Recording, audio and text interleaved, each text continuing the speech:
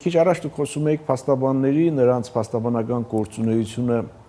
իրականացնելու, ծառայությունները մատուցելու ընթացքում առաջ եկող խնդիրների մասին, բայց վերջին շրջանում մենք ունեցանք դեպք, երբ որ խնդիր առաջացավ կոնկրետ փաստաբանի նկատմամբ, խոսքը փաստաբանի կալանքի մասին է։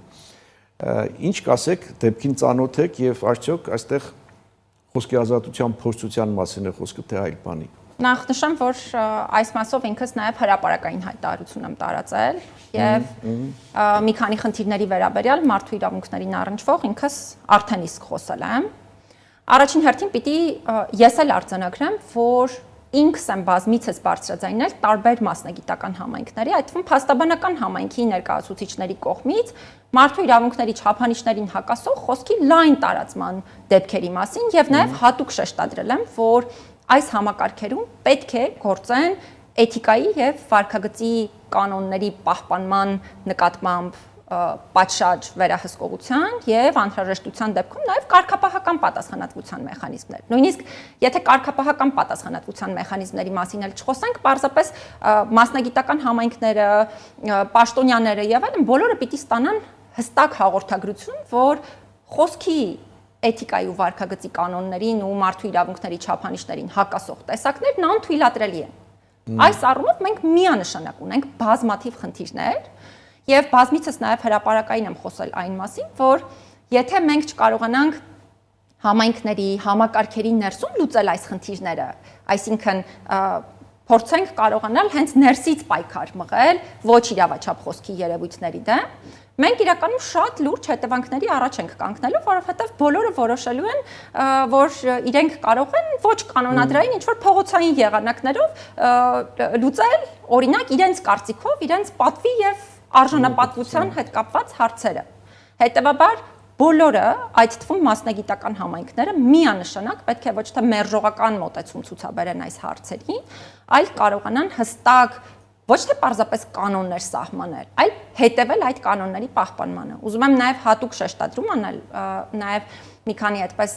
հրապարակային խոսք նկատեցի, այդ թվում իմ նախկին ուսանողների կողմից, ովքեր նշում էին, որ օրինակ փաստաբանների եւ այլ մասնագիտական համայնքների պարագայում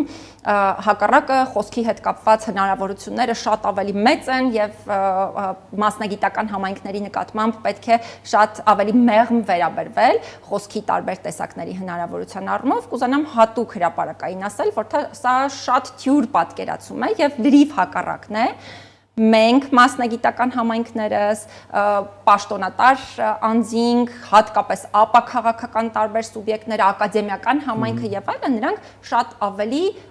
զուսպ պետք է լինեն, քանի որ իրենց էթիկայի եւ վարքագծի կանոնները շատ ավելի լուրջ են։ Բայց հիմա սա մի հատվածն է ընդհանրապես խնդրի, բայց խնդիրը ունի շատ ավելի մեծ եւ խնդրահարույց կողմ, որովհետև ըստ էության ինչքան էլ մենք ասենք, որ որևէ խոսքի տեսակ չի համապատասխանում էթիկայի եւ վարքագծի կանոններին, մարդու իրավունքների չափանիշներին եւ այլն, դա չի նշանակում, որ այդ խոսքը պետք է հանգեցնի քրեական պատասխանատվության, որովհետև ամբողջ աշխարհում ընդունված միջազգային ժամանակակից չափանիշներն այնպիսին են, որ բացառապես խոսքի ծանր վտանգավորություն ունեցող տեսակներն են, որ կարող են հանգեցնել քրեական պատասխանատվության եւ այն էլ հստակ հիմքերի առկայության պայմաններում։ Առնվազն մենք այս առումով չենք տեսնում հանրությանը ներկայացվող պատշաճ տեղեկատվություն, թե այդ ինչպես է հատել, օրինակ, այս դեպքում այս խոսքի տեսակը կամ մյուս դեպքում կարող է լինել այլ խոսքի տեսակ հանրային վտանգավորության այդ շեմը, որ դրա համար քրեական պատասխանատվություն է սահմանվել։ Երկրորդ խնդիրը, որին ես նաև հրապարակային եմ անդրադարձել, այն է, որ ըստ էության քրեական պատասխանատվության մասին խոսելիս հատկապես նաև խնդրահարույց է դառնում այն իրավիճակը, երբ անձի նկատմամբ ազատությունից զրկման ձևով կամ խափանման միջոց կամ պատժի տեսակ է կիրառվում, որովհետև սա էլ ամենածանր տեսակն է, թե խափանման միջոցների, թե պատժի տեսակների դիտանկյունից, եւ այս առումով էլ մենք միանշանակ բազմաթիվ խնդիրներ ունենք մեր հանրապետությունում, որովհետև առնվազն օրինակ կալանքի հետ կապված, ես կարծում եմ, որ կալանքը Հայաստանում չափազանց հաճախ է կիրառվում, շատ դեպքերում իրավիճակը նաև անորոշ եւ անկանխատեսելի է, որովհետեւ նույնիսկ փորձագետները չեն կարողանում հստակ պատկերացում ունենալ այն մասին, թե լավ որ չափանիշի հիման վրա են մարդկանց նկատմամբ կալանք խափանման միջոց կիրառում, թե ոչ։ Չէ, իհարկե կա, հենց իմ ասելիքը դա է։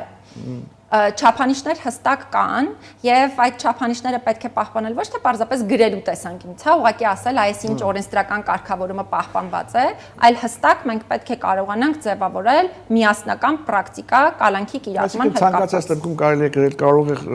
միջամտել նախաքննության ընթացքում եւ կալանքը տալ, անկախ նրանից դա